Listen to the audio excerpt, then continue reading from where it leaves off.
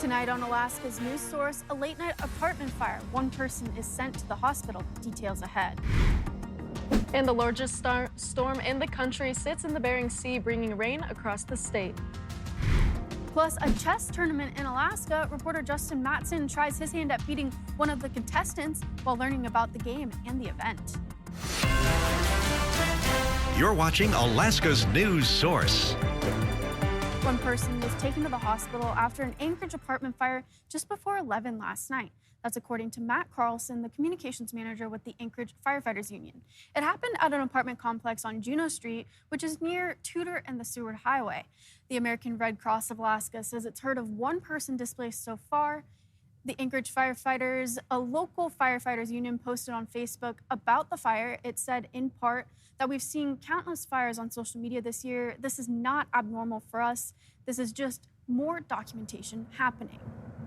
And Bailey, you mentioned the largest storm in the country is active here in Alaska. What can people expect? Yeah, well, I mean, this storm is pretty big. It would qualify to be about a Category 1 hurricane if it was in the Atlantic Ocean, but since it's over here, it's not quite that case. But yeah, so we've already seen that it's been bringing lots of moisture and rainfall into the area. We've seen that rain move on through all day long, and it's been bringing in a lot of moisture throughout pretty much across the entire state. Now, as we look ahead to tomorrow with our day planner, what you saw today is pretty much exactly what you can expect for tomorrow. Just more rain on the way. Some windy gusts are possible around 30 miles per hour. Then, of course, our temperatures are going to stay a little bit above normal in the low 50s, but then more rain is going to come through in the early part of the afternoon. So looking on through with our skycast, you can just see all that rain that's going to come on through. Now, I'm not saying it's going to rain a lot, but it's going to be a little bit drizzly, kind of like what we saw today. So fairly light rain is the case for tomorrow. And even just looking across the state,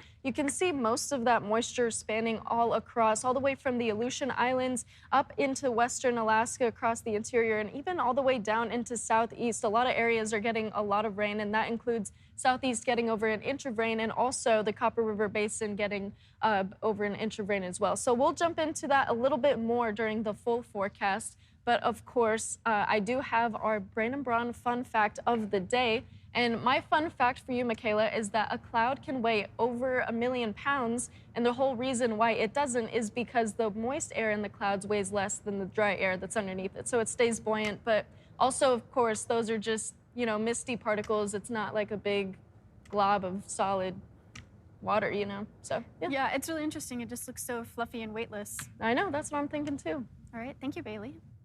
Early voting ended Thursday in the Fairbanks North Star borough. While fewer people came out than last year, turnout is looking higher so far than in local elections before that. Election day is on Tuesday, but voters still have options to cast a ballot before then, with absentee in-person stations open Monday at Bentley Mall, as well as the Fairbanks and North Star City Halls. You can also request an electronic ballot until noon on Monday, which must be returned by 8 p.m. Election Day. The borough has also assembled more than 200 election officials to man the 32 precincts across the interior. We have someone who's working the register table, someone who is issuing out the ballots, someone who's also working the table for the question ballot table or special needs table. In case someone isn't on the register, they can still vote at that precinct and vote a question ballot. And we also have what we call the ballot box worker is there to assist the voters if necessary. Some results will also see a hand-counted audit this year after a decision made by the Borough Assembly earlier in the year. And Alaska's governor has declared October as Pedestrian Safety Month. It's a tradition that's been going on for a number of years.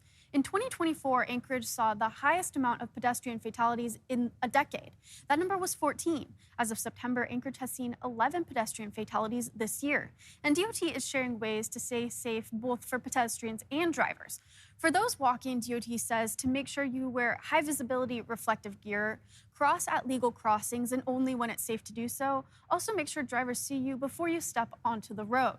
And for drivers, DOT says you should be alert, avoid distractions, and don't drive tired. Tinted windows really do affect the driver's ability to see what's on the roadway, particularly this time of year when it is getting darker.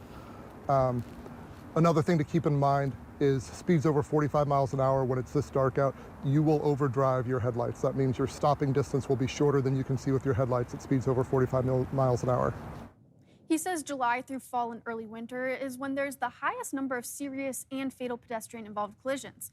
When it's dark out and there's no snow on the ground to reflect light, it's more dangerous for those who are traveling near cars, whether it be walking or things like biking. And still ahead, we check out a chess tournament in Anchorage. Can reporter Justin Mattson beat a contestant? Find out ahead. You're watching Alaska's news source. Strategists from all over Alaska gathered in Anchorage today for the first Alaska Federation of Chess statewide tournament. Justin Mattson attended the event and played a quick round to see why the century-old sport is still bringing in new fans. On Saturday, this mass of people all had the same goal: take home the top prize at the first annual Alaska State Chess Tournament.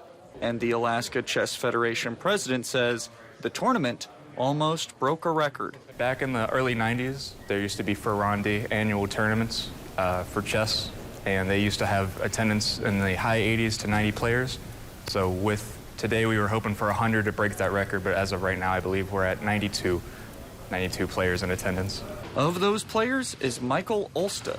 He's been playing for as long as he can remember. My grandfather taught me to play chess when I was 4, and I had a brother who was also very good at chess. We would play a lot, going pretty much all the way into high school. His grandfather used a simple technique to beat him, helping him learn a core tenet of the game. If you play a more inexperienced player, which me and my brother were growing up, you can pin the king and the rook because the knight can attack multiple pieces at the same time. It's a game that can be practiced anywhere, at any time, especially in the tight-knit Fairbanks Chess Club. It's pretty much been a full year since I started playing at the club, and now a bunch of the guys, I know really well. We even have, outside of the normal club time, we'll go to a bar and we'll play at the bar together. And practice makes perfect. You start understanding openings, where you should want your pieces to be focused, depending on what your opponent does. Yeah, it was really great to start getting that feeling of mastery. While Ulsta didn't win the tournament, he did beat this reporter. So I sometimes will be somewhat reckless with my pieces. So I don't know how long you were expecting this to go, but this now would be checkmate. And offered some sage wisdom for everyone to learn to love chess. And there's this slow developing of your knowledge of the game, and you start to love it more because you're starting to learn and have more fun. The more you can do, the more fun games you'll have because there'll be different situations that you've never seen before. Being put in checkmate. I'm Justin Mattson for Alaska's news source. And hockey season is getting underway here in the last frontier. Jordan Rodenberger has the latest on the start of the season for the UAC Wolves men's hockey team as they take the ice in front of their home fans. Yeah, the puck has dropped on the 2025-26 hockey seasons in the state. In Fairbanks, the Alaska Nanooks are hosting Minnesota Duluth this weekend, while here at the Avis Alaska Sports Complex, the UAAC Wolves bring in Bemidji State, also from Minnesota, and the visitors infiltrating this rink and coming away with a 9-2 victory on Friday. Saturday, pink night as we kick off the start of Breast Cancer Awareness Month, so you will see a lot of pink in the stands, jerseys, pom-poms, and even mustaches out here. As if you don't catch the game on Saturday here in Anchorage, you won't see the Ski Wolves skate at home until December, as they'll be on the road throughout October and November. But still, a lot of hockey get going as the season gets underway. And as we bring in these winter sports, then that means that we're closing the book on the fall sports as we put a bow on the cross-country running season with Charlie Fellows later in the broadcast. You're going to want to tune into that. But for now, Jordan Rodenberger, Alaska's news source. Thanks for listening. Click subscribe so you can get the latest podcast from Alaska's news source automatically. And stay up to date with breaking news and in-depth reporting available for free 24/7 with the Alaska's News Source app.